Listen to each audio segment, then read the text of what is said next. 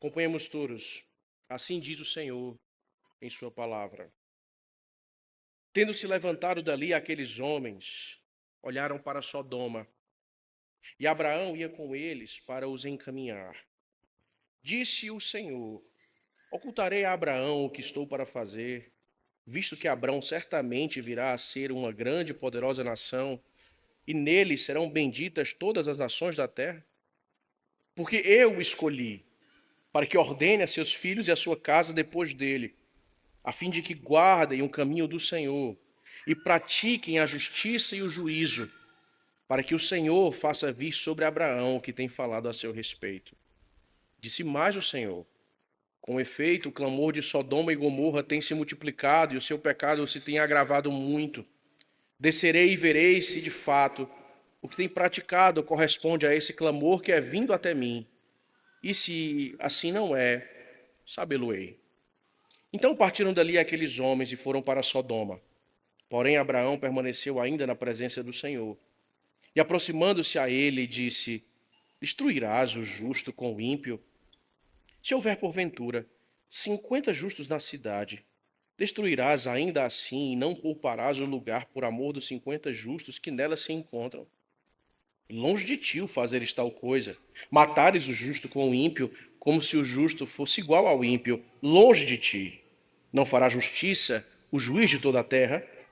Então disse o Senhor: se eu achar em Sodoma 50 justos dentro da cidade, pouparei a cidade toda por amor deles.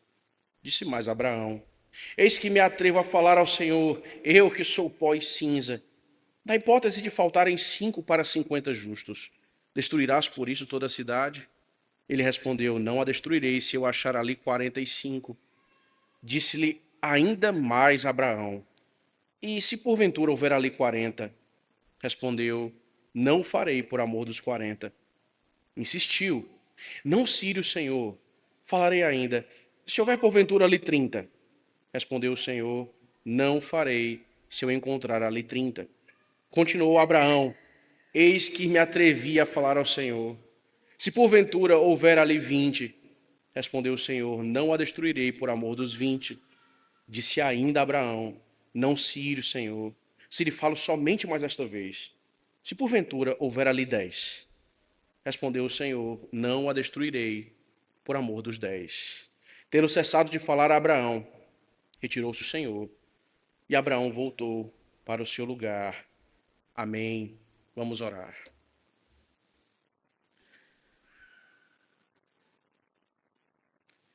Senhor de toda graça e misericórdia,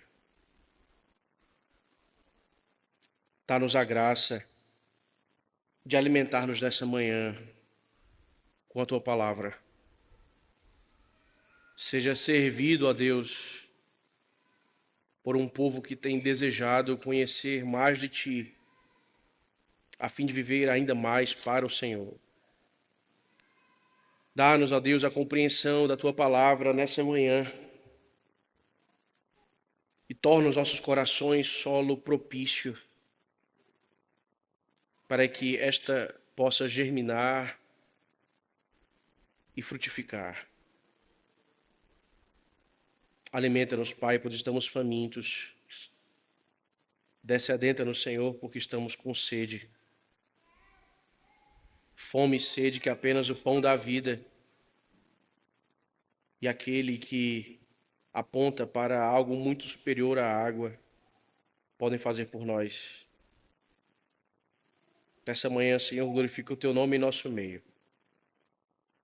É o que nós pedimos a ti, em nome de Jesus. Amém.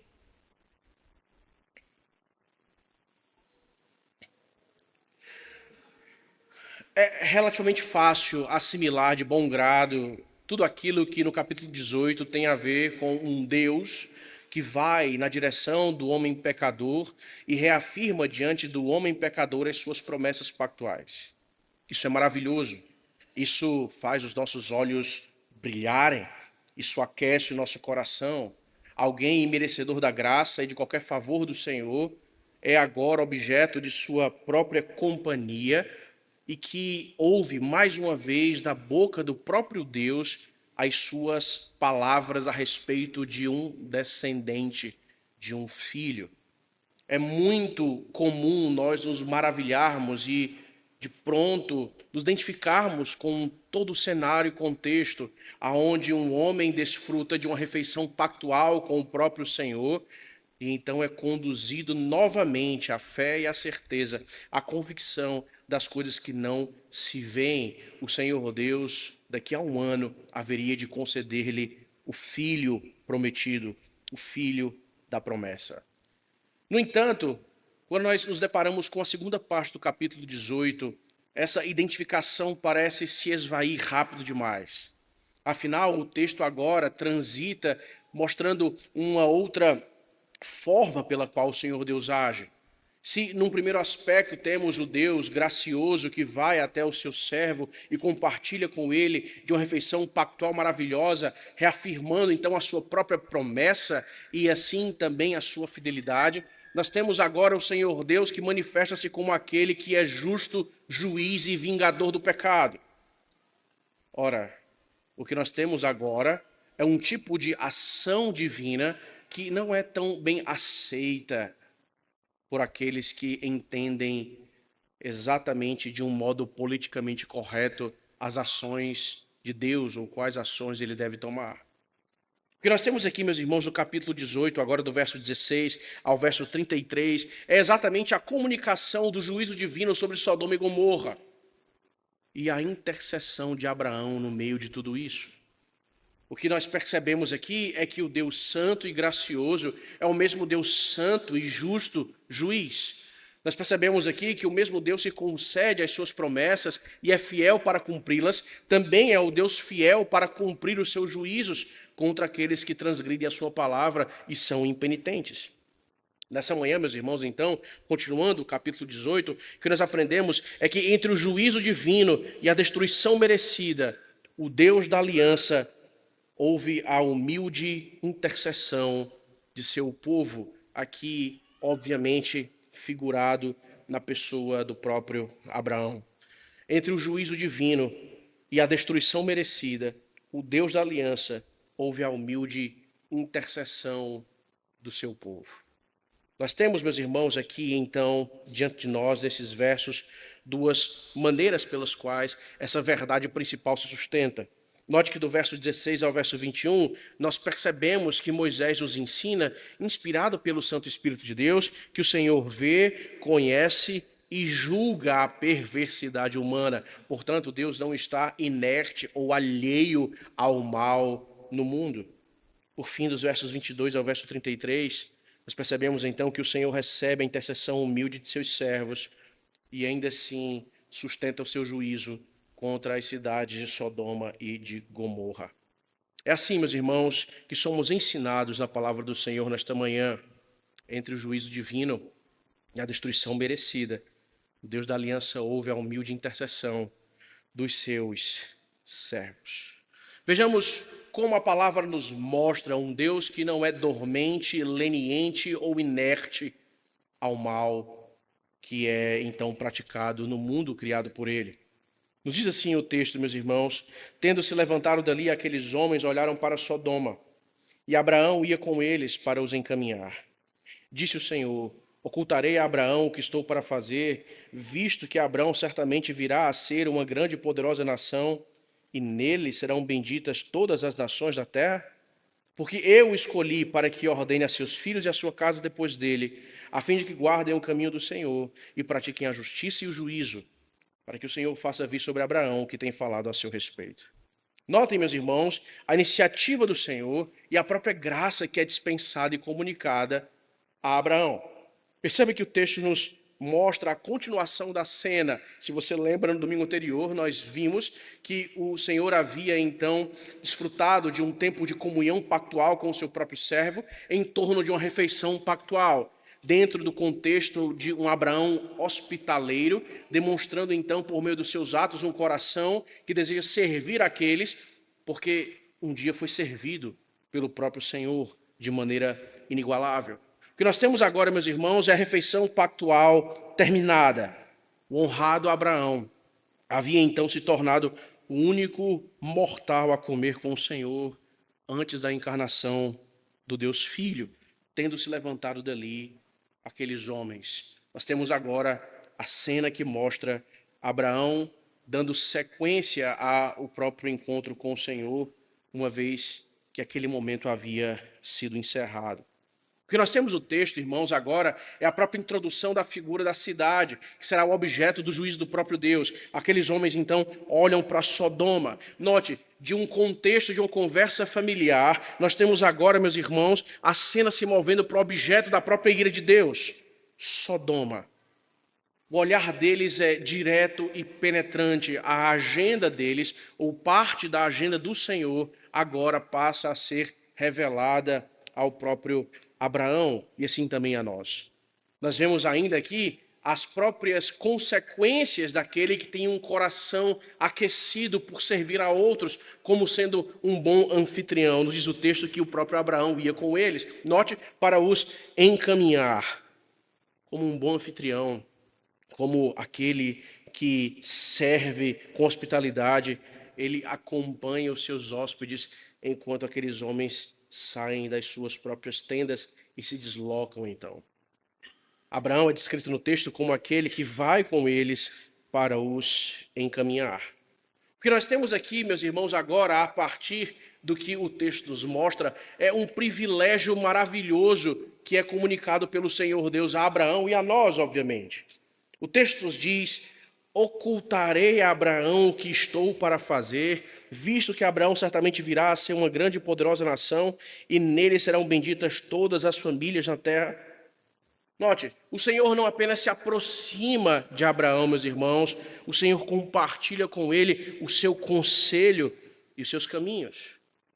O ponto aqui é: o povo do Senhor não deve caminhar de maneira cega pela história. O Senhor deseja que o seu povo conheça os caminhos do próprio Deus. O Senhor deseja e requer que o seu povo, então, possa caminhar de maneira segura debaixo da sua própria verdade revelada. O que nós temos é o próprio Senhor apontando essas coisas. Ele instrui ou deseja instruir Abraão, seu servo, para que Abraão e os seus servos, então, interpretem o mundo de acordo com as palavras do próprio Deus. Ocultarei a Abraão o que estou para fazer? Aqui, então, não à toa, lembramos de Abraão ser chamado de amigo de Deus. E desfruta aqui de uma relação íntima. O próprio Senhor comunica, então, aquilo que deseja comunicar ao seu servo, revelando, então, o seu conselho. Note que o Senhor Deus aqui, ele fundamenta ou explicita duas causas relacionadas a Abraão, que então o tornam aquele como o homem que é objeto desta relação com o Senhor. Em primeiro lugar, nós vemos o Senhor dizendo que Abraão certamente virá a ser uma grande e poderosa nação, no qual, a partir de Abraão, todas as nações da terra serão benditas. Aqui se trata de algo muito maior do que a própria questão de uma prole estendida, de terra ou descendência consanguínea pura e simples, ou de um povo forte no futuro. O que nós temos aqui, meus irmãos, é exatamente o Senhor demonstrando que por meio de Abraão criaria um povo através do qual o seu próprio reino se estabeleceria. Sua revelação e sua redenção, então, seriam manifestadas na história. É através de Abraão, então, que essa bênção será comunicada da parte do Senhor Deus para o mundo. Note, as palavras do Senhor aqui emanam toda a moldura pactual. Abraão serviria como um tronco a partir do qual as famílias da terra haveriam de conhecer a salvação do Senhor, a bênção da própria salvação, manifestando-se na história. Mas não apenas isso. Note que o Senhor fala no verso 19 aquilo que deve chamar também a nossa atenção. Porque eu o escolhi para que ordene a seus filhos e a sua casa depois dele, a fim de que guardem o caminho do Senhor, pratiquem a justiça e o juízo, para que o Senhor faça vir sobre Abraão o que tem falado a seu respeito. Abraão, então, meus irmãos, é aqui descrito pelo próprio Senhor como aquele que foi chamado para formar uma descendência piedosa.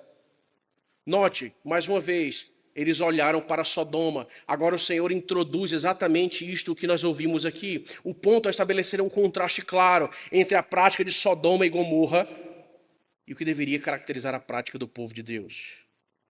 Abraão deveria ordenar os seus e a sua descendência para que praticassem a justiça e o juízo, ou seja, o povo de Deus deve ser caracterizado por tudo aquilo que é oposto a Sodoma e Gomorra.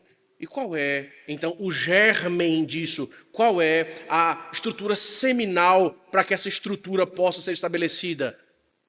A família.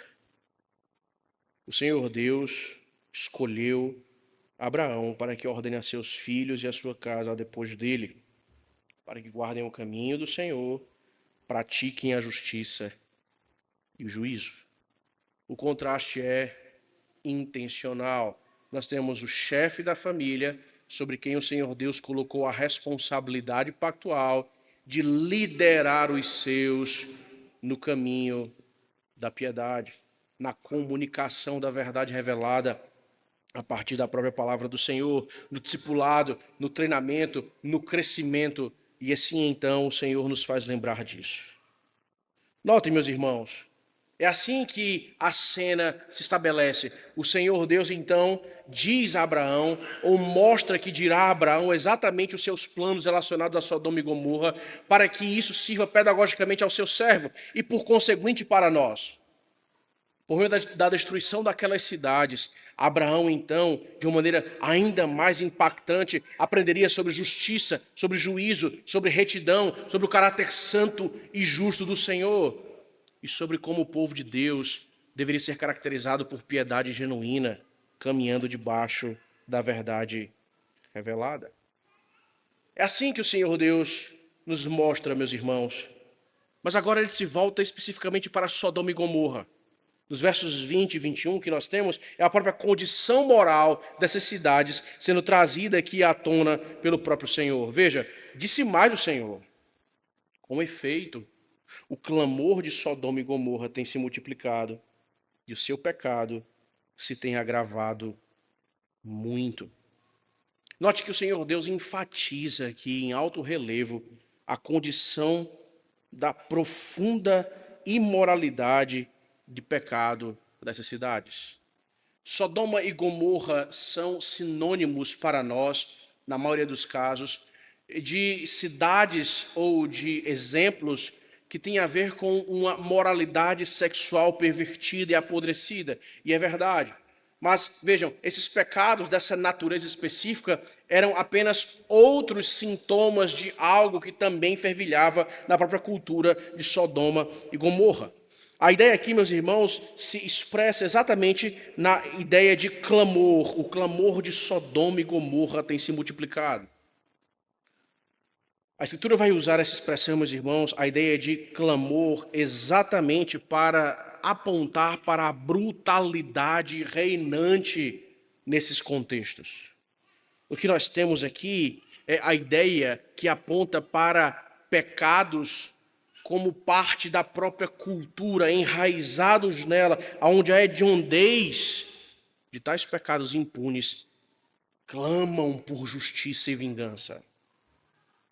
Se você lembrar, por exemplo, do contexto de Caim e Abel, o Senhor Deus diz que o sangue do teu irmão clama da terra a mim.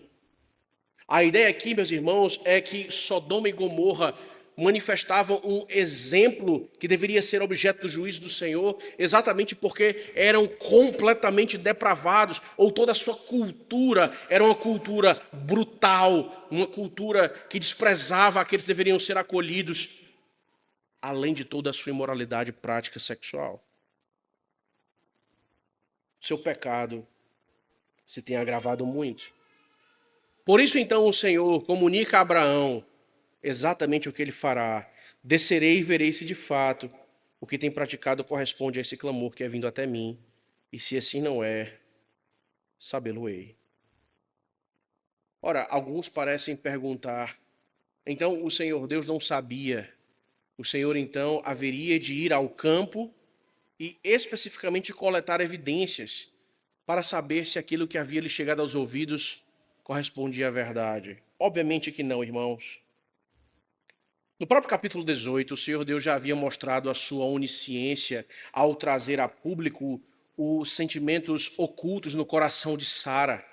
É certo que riste. é o mesmo Deus onisciente.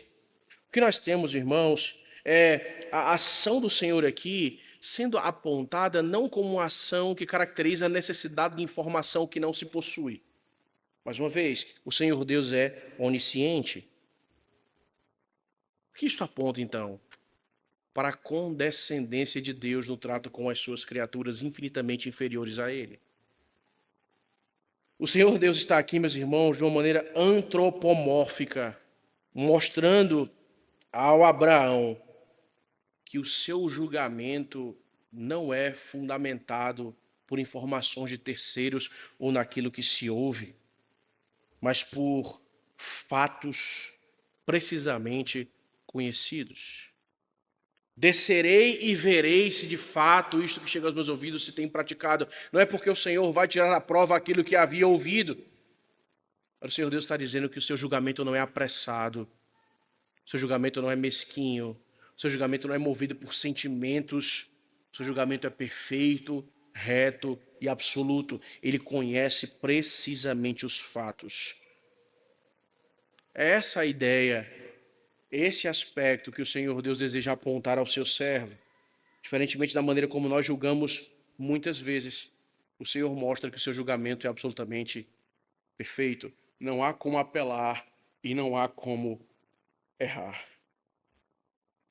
O que nós temos, meus irmãos, é o Senhor comunicando aquilo que diz respeito à forma como ele age. Mais uma vez, na primeira parte do capítulo 18, nós somos muito inclinados a abraçar e achar conforto no meio de um Deus que repete suas promessas de maneira fiel.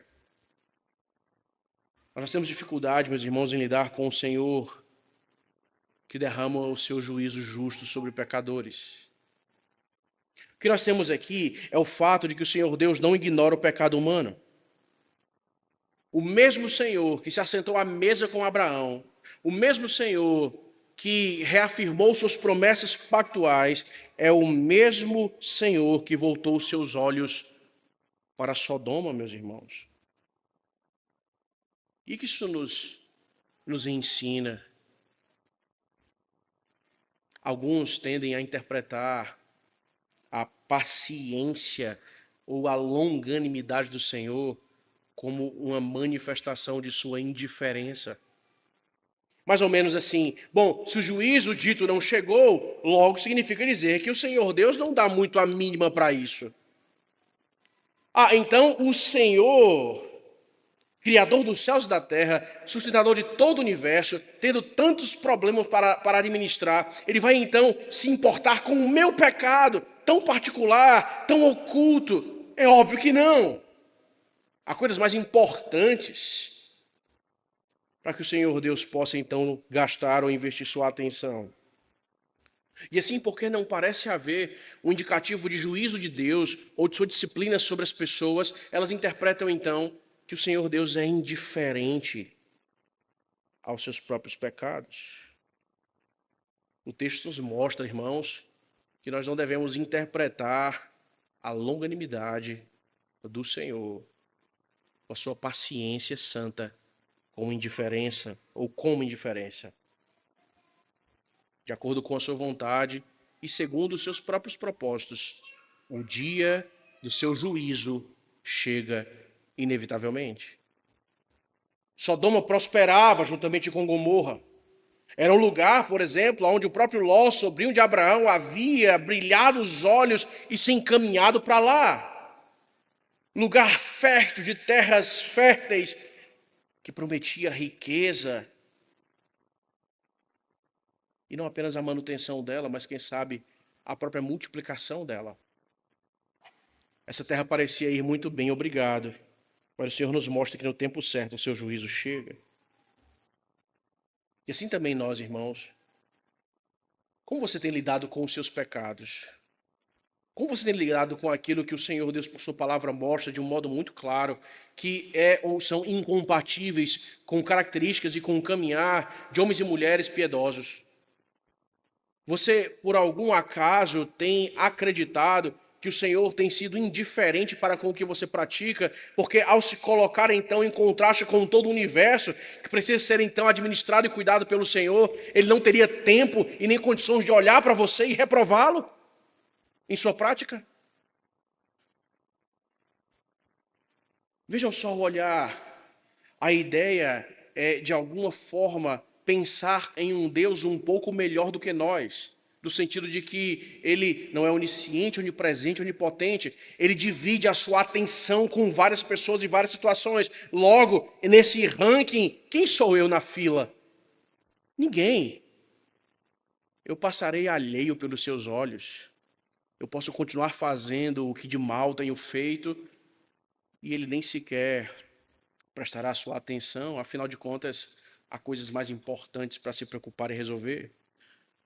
Deus não é um administrador um pouco melhor que nós, irmãos, ou com alguns recursos a mais do que nós. Deus é todo-poderoso. Portanto, preste muita atenção. Se você tem lidado dessa forma com os seus pecados, que você se arrependa. Afinal de contas, o juízo do Senhor e a sua disciplina chegam na hora estabelecida pelo próprio Senhor, segundo a sua vontade. Isso tem a ver, meus irmãos, não só com o que nós fazemos de maneira particular, mas em toda a nossa percepção corporativa, ou seja, como povo de Cristo, como igreja do Senhor. Há Sodomas e Gomorras à nossa volta, culturas brutais e bestiais, culturas depravadas e imorais, práticas que são completamente obscenas e até quase que anti-humanas. E como o povo do Senhor Deus se porta no meio de tudo isso, meus irmãos? A igreja precisa compreender que o Senhor Deus não chamou o seu povo simplesmente para existir no mundo, passando alheio a todas essas coisas, irmãos, mas chamou o seu povo para refletir o seu caráter em meio a uma geração corrompida. Note, para ordenar os seus filhos e a sua casa, a fim de que guardem o caminho do Senhor e pratiquem a justiça e o juízo. Independente de Sodoma e Gomorra, o Senhor Deus estabeleceu o caminho pelo qual o seu povo deve andar e quais devem ser as características daqueles que de fato são salvos. No meio de uma cultura completamente depravada como a nossa, aonde está a igreja? Aonde está o povo do Senhor? Aonde está, meus irmãos, a presença que deveria ser pujante e claramente percebida em meio à sociedade? Ainda há Sodomas e Gomorras à nossa volta. Mas assim como o próprio Abrão, o povo da aliança foi chamado pelo Senhor para guardar o caminho do Senhor e praticar a justiça e o juízo. Mas assim como o texto nos mostra, nós só sentiremos os efeitos contundentes no aspecto corporativo quando um passo anterior for fortalecido. Nós só sentiremos a presença mais maciça e a influência da igreja na cultura se os nossos lares, meus irmãos, forem diferentes do mundo. Se as nossas casas forem diferentes da cultura que impera nas Sodomas e Gomorras à nossa volta. Mais uma vez, nós insistimos em colocar os pés pelas mãos. Mais uma vez, nós achamos que a mudança ela sempre será de fora para dentro, no sentido estrutural. Nós achamos, então, que a nossa missão é simplesmente selecionar alguns candidatos que sejam crentes ou se identifiquem com o cristianismo ou valores cristãos, e isso por si só fará com que a Sodoma e Gomorra à nossa volta deixem de existir. Quando ignoramos o próprio padrão e o ponto de partida estabelecido pelo próprio Senhor. Vejam só que loucura, nós queremos uma cultura transformada quando os nossos próprios lares pensam e funcionam como Sodoma e Gomorra, ou de acordo com os valores e princípios que são encontrados ali. Nós nunca sentiremos a diferença ou seremos então notados como aqueles que têm poder não em si mesmos, mas pela palavra do próprio Senhor para transformar a cultura à sua volta. se as nossas famílias permanecerem então semelhantes ao mundo. Note que o peso em relação a isso, meus irmãos, recai na figura dos homens. Não só eles, obviamente ladeados por suas esposas, mas o Senhor Deus cobra essa responsabilidade diretamente dos homens. Eu o escolhi para que ordene a seus filhos e a sua descendência depois dele. Note, nós percebemos mais uma vez os reflexos da iniciativa soberana de um Deus soberano. É ele quem vai em direção a Abraão e é ele que estabelece os papéis. Eu fiz isso, Abraão não. Mas nós continuamos a teimar, meus irmãos, com o próprio Senhor. Nós somos homens ávidos em reconhecer o valor disso, a importância disso e a biblicidade disso, mas somos homens letárgicos em viver, de fato, a partir dessas verdades que nós dizemos serem importantes. O ponto permanece o mesmo. Exatamente o mesmo. Os homens têm confundido serem bem-sucedidos no sustento de suas famílias com todo o escopo que o Senhor Deus lhe instituiu segundo a sua responsabilidade. E por isso nós pagamos o preço.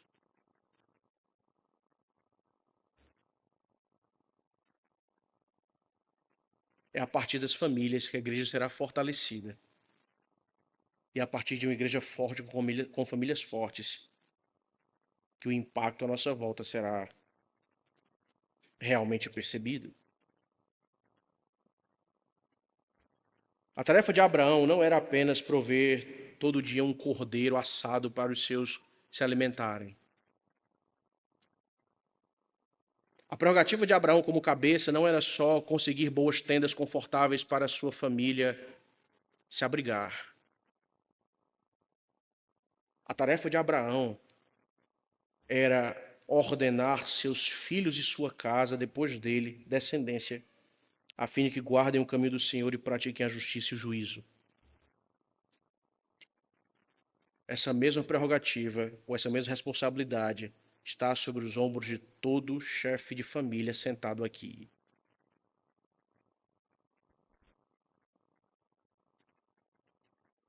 Como você tem lidado com isso?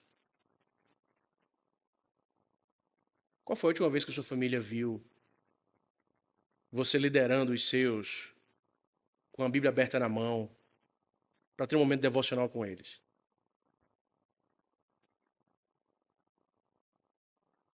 Qual foi a última vez que seus filhos viram você com a Bíblia aberta e lendo? Qual foi a última vez que você conversou com sua esposa e a instruiu a partir das Escrituras e pastoreou o coração dela? Qual foi a última vez? Saibam, meus irmãos, que naquele dia não haverá escusas.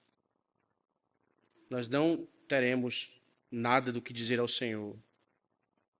Não adiantarão coisas como eu estive muito ocupado para pagar colégio, atividades extracurriculares, colocar o pão de todo dia na mesa, vestir, arrumar um teto sobre o qual colocar as cabeças. Eu estive muito ocupado fazendo isso e, portanto, eu não tive tempo para lidar com aquilo que o Senhor me diz aqui, a partir de Abraão, para ordenar aos meus filhos e a minha casa, para que guardem o caminho do Senhor e pratiquem a justiça e o juízo. Eu usei a tua igreja, Senhor. Veja, pelo menos tente tirar um pouco de minha culpa, ou absorvê-la, ou diminuí-la. Ainda assim, engajado em servi-los, com tudo o que de bom estivesse ao meu alcance. Eu não esqueci da vida espiritual deles. Eu os levei para a igreja. Todos os domingos eu quase que os forçava a estarem na igreja. Desde pequenos eu os submeti à vida da igreja. Eu confiei nos pastores, eu confiei nos presbíteros, eu confiei nos irmãos que serviam nos departamentos, toda a instrução e edificação espiritual deles. Eu não os larguei.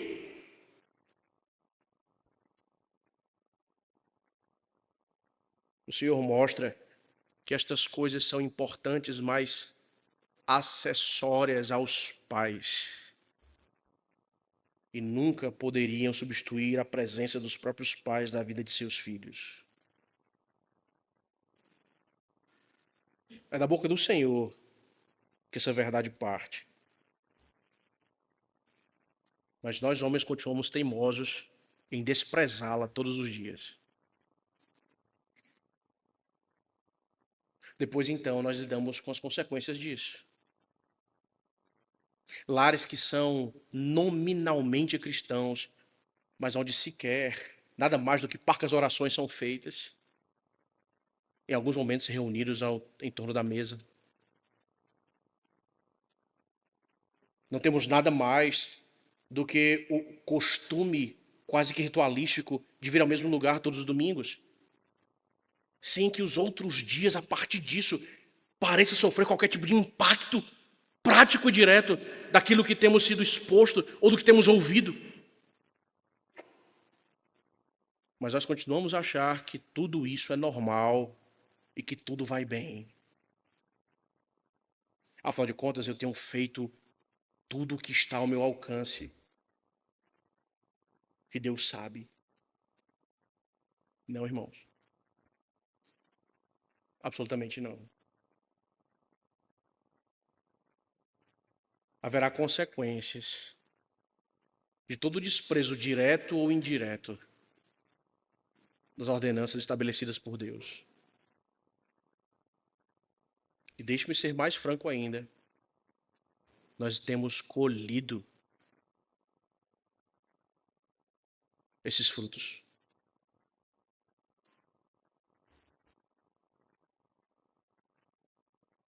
Eu o escolhi para que ordene os seus filhos e a sua casa depois dele.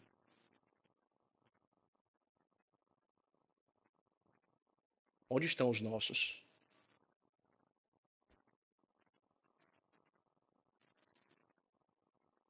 Sim, é verdade. Nós não temos qualquer poder para salvar quem quer que seja. Sim, é verdade, Deus continua soberano. Sim, é verdade que não depende de quem quer ou de quem corre, mas do Senhor usar a sua própria misericórdia. Sim, todas essas coisas são maravilhosas verdades. Mas a existência e a realidade dessas verdades nunca foram comunicadas pelo Senhor para dizer o seguinte: já que é assim, deixem de fazer aquilo que eu digo para vocês fazerem. O ponto, irmãos, é que nós somos chamados ao arrependimento pelo Senhor. Homens são chamados a acordar espiritualmente, a fim de dirigirem os seus lares como deve ser. Mulheres são chamadas a acompanharem seus maridos nesse esforço. Filhos são chamados a ouvirem seus pais obedientemente. Aqueles que ainda estão debaixo da nossa autoridade, pelo menos. É assim, meus irmãos, que o Senhor vai nos mostrando a sua verdade num contexto de juízo sobre Sodoma e Gomorra. Nós temos insistido em inverter o processo e dizendo: Senhor, nos abençoa nisso. Tudo que nós temos colhido são exatamente as consequências da nossa própria desobediência. E continuamos caminhando como se estivesse tudo muito, muito bem. O Senhor aponta, então, irmãos, a partir do verso 22 ao verso 33, o diálogo entre ele e o seu servo aqui no contexto do iminente juízo sobre Sodoma e Gomorra. Note que o texto nos mostra a partir do verso 22, então partiram dali aqueles homens e foram para Sodoma. Porém, Abraão permaneceu ainda na presença do Senhor. Que dia, meus irmãos! Que maravilhoso dia para esse humilde servo do Senhor. Abraão já havia ceado com o próprio Deus. Abraão já havia andado com o Senhor e agora ele intercede diante do próprio Deus, face a face, na presença dele. Os homens, os outros dois anjos, seguem em direção a Sodoma, mas Abraão permanece na presença do Senhor. Note o padrão, irmãos, o homem da aliança, o homem piedoso, não foge da presença divina, no sentido de não deseja a presença divina, ele se achega a ela. Abraão não sente que o seu dever seco havia terminado e as conveniências agora simplesmente não são mais necessárias. Pronto, já foram embora, tchau, estão despedidos, deixa eu voltar para minha casa, para minha tenda e fazer os meus afazeres. Pronto, essa etapa ruim passou. Tomara que não volte outro tão cedo. Não, irmãos. Abraão permanece na presença de Yahvé, o Senhor. Note que o texto mostra, no verso 23, aproximando-se a ele, disse. Abraão se coloca aqui como uma figura que aponta para um intercessor diante daquilo que havia ouvido a respeito do próprio Deus. Agora note como esse intercessor age, meus irmãos. Abraão mostra aqui que um servo do Senhor se aproxima reverentemente de Deus. Ou seja, ele não fala ao Senhor como seu igual. Veja o verso 27. Eis que me atrevo a falar ao Senhor, eu que sou pó e cinza. Abraão não se coloca diante de Deus para exigir direitos, para cobrar cláusulas. A intercessão, a oração verdadeira, meus irmãos, ela nasce da humildade e da consciência de quem somos diante do Senhor, da mediação do próprio Senhor, e não é nossa soberba. Destruirás o justo com o ímpio? E aqui começa então o diálogo entre o Senhor e Abraão, que parece ser repetitivo, mas mostra toda uma estrutura maravilhosa para nós, que aponta tanto para o papel de Abraão como intercessor, como, acima de tudo, como o Senhor Deus lida com isso e para onde Ele direciona as coisas. Destruirás o justo com o ímpio? Longe de ti, diz o verso 25, não fará justiça o juiz de toda a terra? Abraão, meus irmãos, não tenta manipular a divindade. Abraão não está fazendo aqui um papel que deseja influenciar indiretamente o Senhor, fazendo recordar de coisas que são parte ou que constituem a sua própria natureza. Ele não está dando indiretas ou sugerindo de maneira indireta alguma coisa ao lembrar de, por acaso não é justo o juiz de toda a terra, tu destruirás o justo com o ímpio. Longe disso, irmãos. Abraão não é um negociador que está apelando por habilidades humanas ou a partir delas. Abraão não faz isso. Ele se apresenta diante do Senhor, demonstrando a sua total confiança no fato de que o Senhor Deus é perfeitamente justo no seu julgar e puro no seu falar. Portanto, destruirás o justo com o ímpio? Ou no verso 25, não fará justiça o juiz de toda a terra?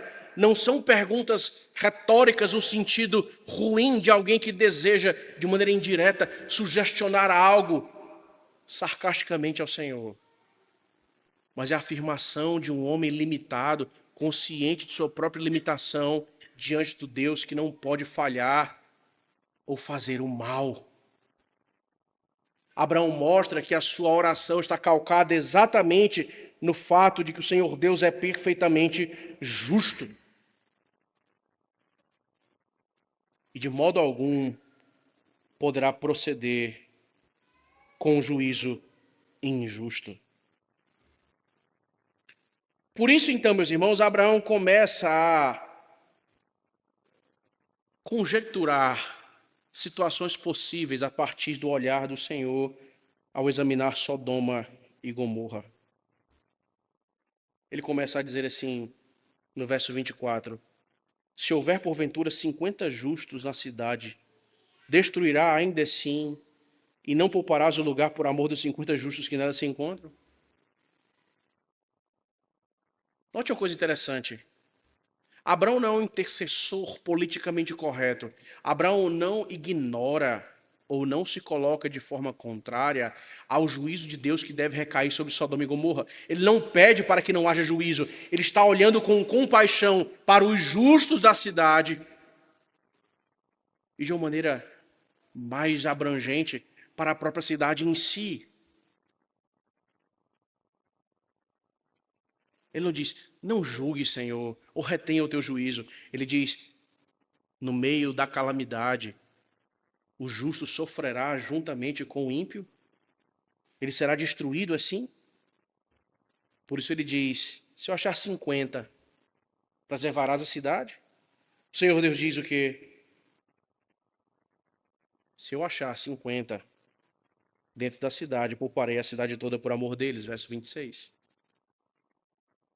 E assim Abraão vai, meus irmãos. E na hipótese de faltarem 50, ou melhor, 5 para 50, Deus diz, se houver 45, eu não destruirei a cidade. E se houver 40? Se houver 40, eu não destruirei a cidade por amor deles. E se houver 30? Se houver 30, não destruirei a cidade por amor dos 30. E 20? E 10? Note, irmãos, Abraão não é alguém insolente que deseja aborrecer ao Senhor. Ele tem suplicado ao Senhor, orado, intercedido. Nesse sentido, veja, entre aspas, ele tem lutado com o Senhor, em oração. Senhor, mostra-me, revela-me o que tu farás. E se houver isto, ou essa situação, ou em outra. O ponto é que a presença dos justos, irmãos, aponta para um caráter preservador. Se houver ali tantos, não destruirei por amor a eles. É interessante perceber isso nas palavras de Abraão e na do próprio Senhor. Abraão começa com 50 e vai reduzindo progressivamente a sua própria contagem. Mas o princípio é, enquanto houvesse um remanescente fiel em Sodoma, Abraão esperava que a cidade pudesse ser poupada. Não porque ele não concorda com o juízo, mas por amor dos justos. Por isso, então, irmãos, o texto encerra. Quando no verso 32, encaminhando-se para isso, Abraão diz, não se ire o Senhor se falo mais esta vez apenas. Se porventura houver ali 10. Respondeu então o Senhor, não a destruirei por amor dos 10. E esse é, irmão, certamente um dos aspectos mais impressionantes dessa passagem. Paciência do Senhor. Nós temos um reles mortal, ainda que amado por Deus, obviamente. Na presença do próprio Senhor dos Senhores, dirigindo-lhe a palavra. Consciente de sua própria pequenez e de sua indignidade, não desejando irritar ao Senhor. Não se ire o Senhor. Se lhe falo apenas dessa vez, a última vez. Irmãos, Abraão aqui não está se comportando como uma criança mimada que deseja vencer pelo cansaço.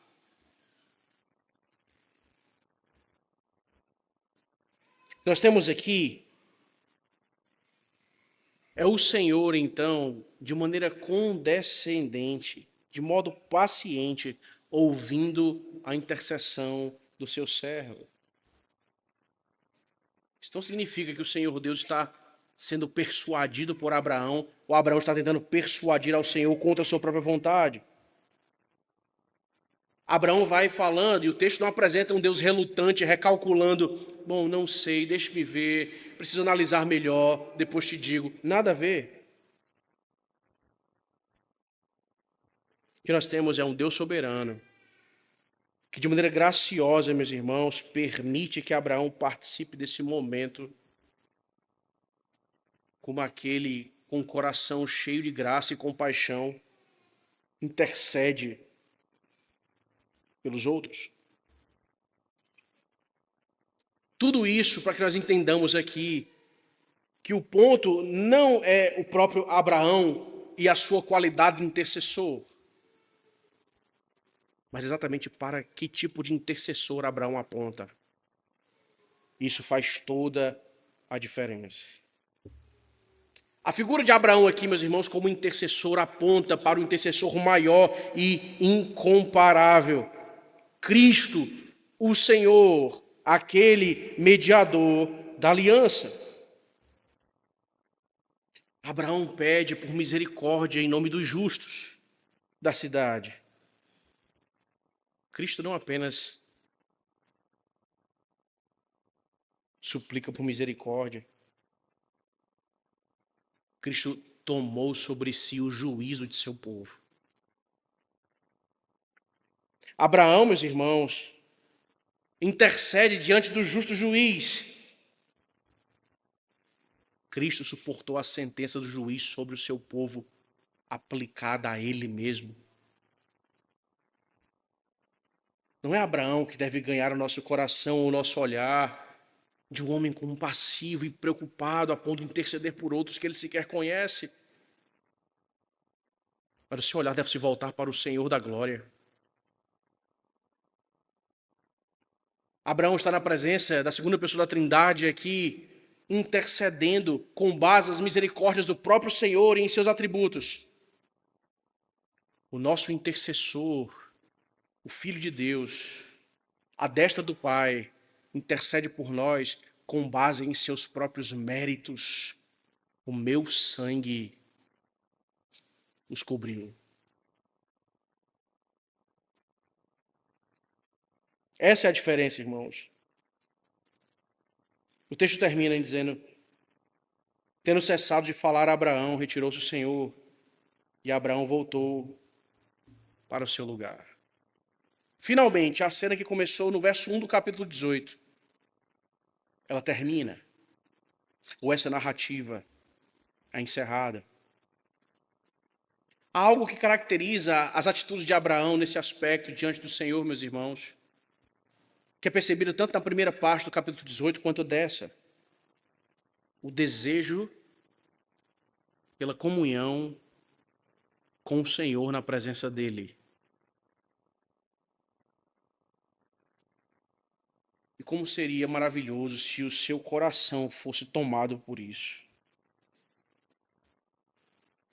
Note, irmãos, Abraão, na primeira parte, no auge dos seus 100 anos, corre em direção àqueles homens, prepara um banquete, vai até seus animais, toma um novilho tenro e bom, entrega ao seu empregado, estrutura tudo aquilo, está com eles, levanta-se, caminha, os despede, continua então na presença do próprio Senhor ao longo de todo esse tempo, e agora o Senhor então volta, retirando-se, e Abraão volta para o seu lugar.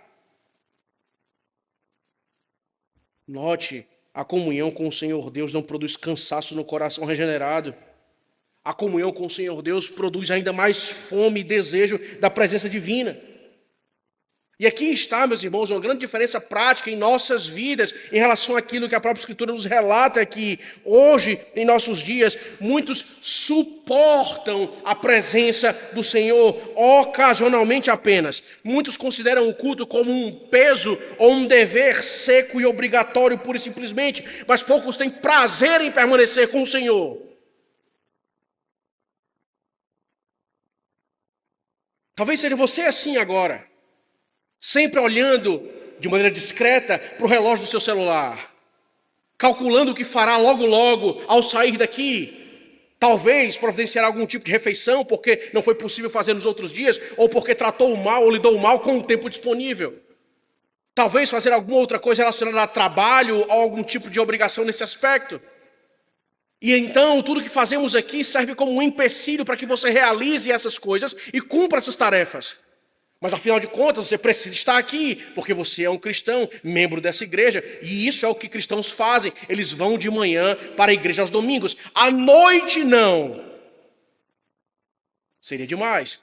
Segunda-feira está às portas. Eu preciso dormir bem, descansar bem, porque minha rotina é muito pesada. O Senhor não é digno do meu esforço. O Senhor não é digno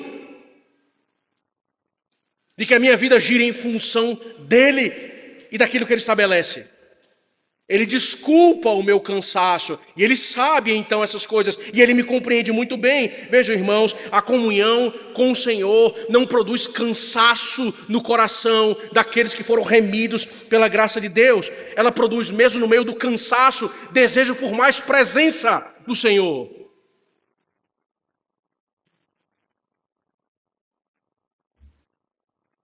E para que o Senhor Deus seja justo juiz sobre as nossas vidas e procedimento, de maneira que ele será tido como justo no seu julgar e puro no seu falar, toda a nossa vida ao entorno do próprio culto público evidencia a mesma coisa. Ler a Escritura é sempre um cansaço em demasia para nós. Orar ao Senhor é sempre, ou quase sempre, uma atividade que demanda muita coisa e muito esforço. Sentar e orientar os nossos, igualmente, viver uma vida devocional ou desejar estar na presença do Senhor Deus, fora do contexto do próprio culto público, é um peso.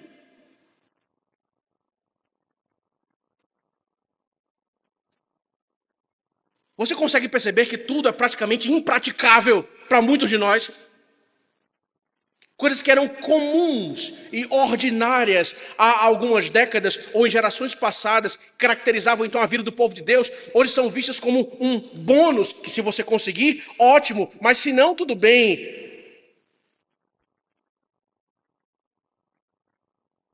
Quem tem a primazia sobre o seu tempo? Quem governa o seu corpo? Quem é digno do seu cansaço e do seu esforço? Se os nossos empregos ordinários são, e a legitimidade em uma parcela nisso, quão digno deve ser aquele que entregou a sua própria alma na morte para que você pudesse ter comunhão com o Senhor? Diga-me, quanto deve ser a porção dada para o Senhor e para as coisas de Deus, para aquele que sofreu a ira do Senhor derramada sobre ele no seu lugar?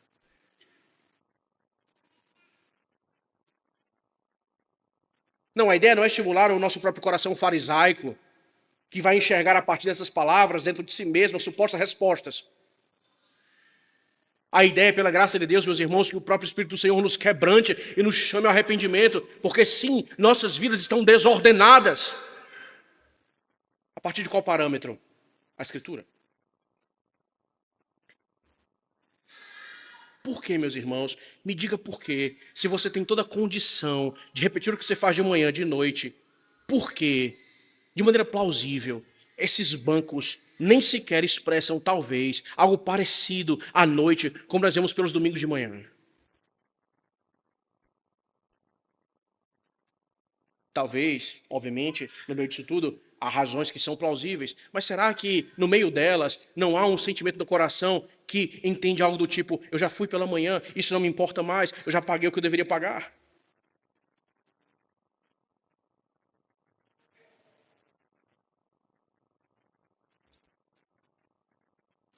E nós então nos ensimesmamos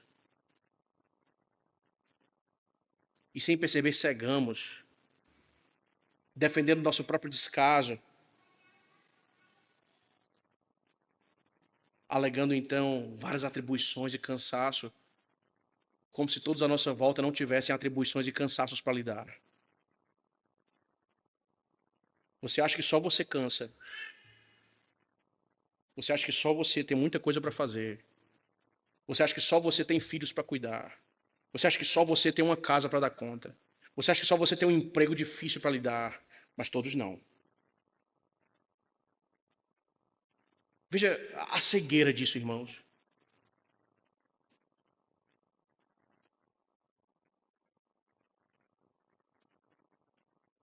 Que você não suporte de maneira ocasional, dominicalmente, momentos na presença do Senhor.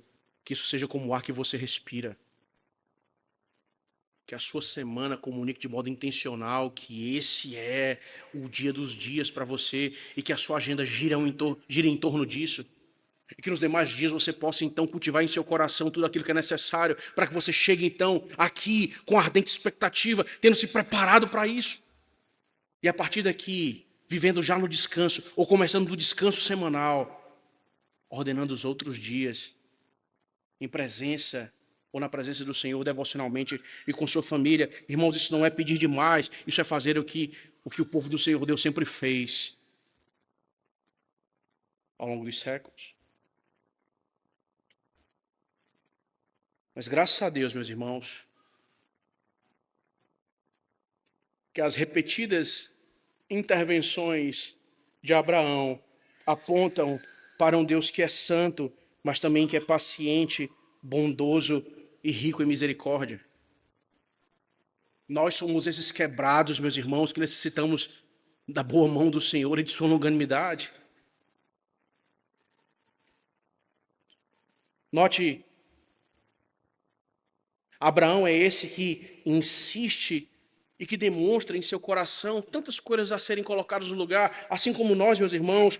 Quantas vezes nós chegamos diante do Senhor Deus fracos, cheios de temores, confusos, repetindo nossas súplicas vez após vez. E ainda assim o Senhor Deus nos recebe de maneira longânima. Isso deve estimular o nosso coração, meus irmãos.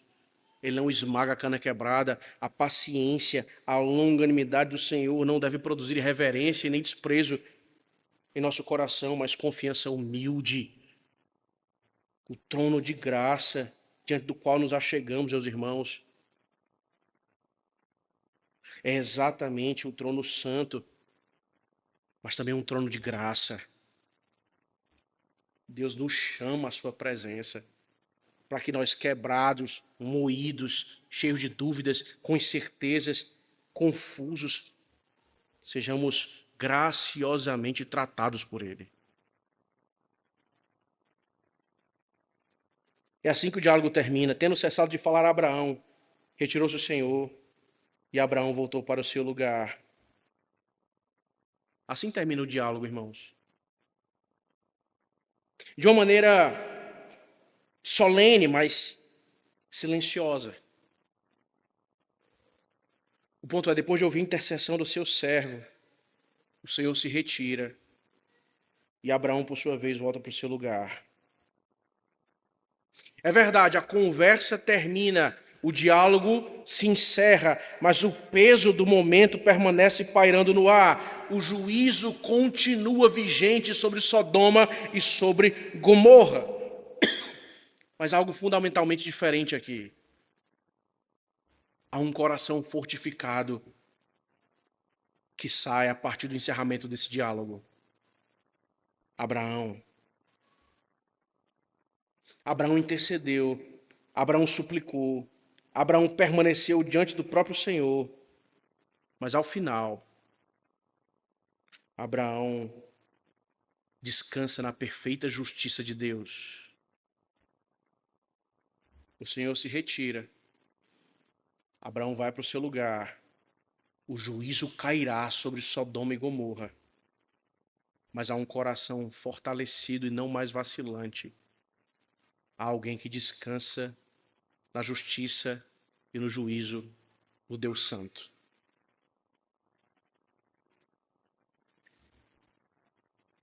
É assim que você se retirará logo mais da presença do Senhor. É assim que você se retira da presença dEle em seus momentos particulares de devoção. Ou ainda há inquietação no seu coração.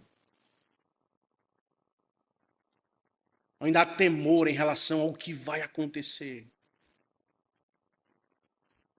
O Senhor não nos chamou a administrar todos os mundos possíveis